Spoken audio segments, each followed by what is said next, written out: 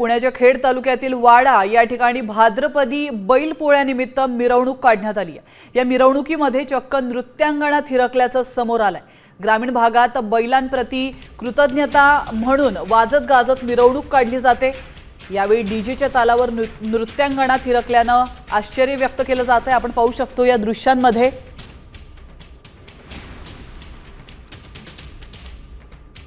तर याविषयी अधिक माहिती देण्यासाठी आपले प्रतिनिधी रोहिदास गाडगे आपल्यासोबत जोडले गेलेत। रोहिदास, अतिशय चीड आणणारी ही बातमी आहे। खेड तालुक्यातील वाडा इथली ही दृश्य आहे। त्या ठिकाणी खरं तर बैलपोळा हा सण मोठ्या उत्साहात साजरा केला जातो, मात्र नृत्यांगणा या ठिकाणी नाचवण्यात आल्यात। काय अधिक माहिती?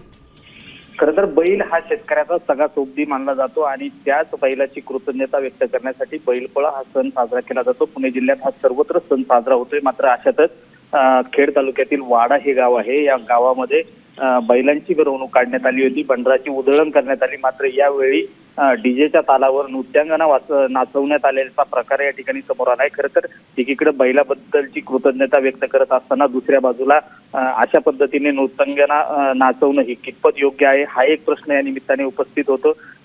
बैलांची मिरवणूक ज्या पद्धतीने काढली जाते, पारंपरिक वाद्याची खरं तर आवश्यकता आहे, मात्र या ठिकाणी डीजेही लावण्यात येतोय।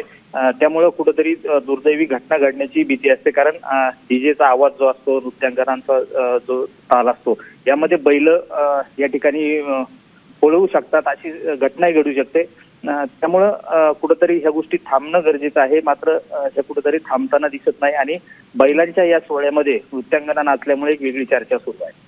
नक्कीच, धन्यवाद रोहिदास, तुम्ही दिलेल्या महत्त्वपूर्ण माहितीबद्दल।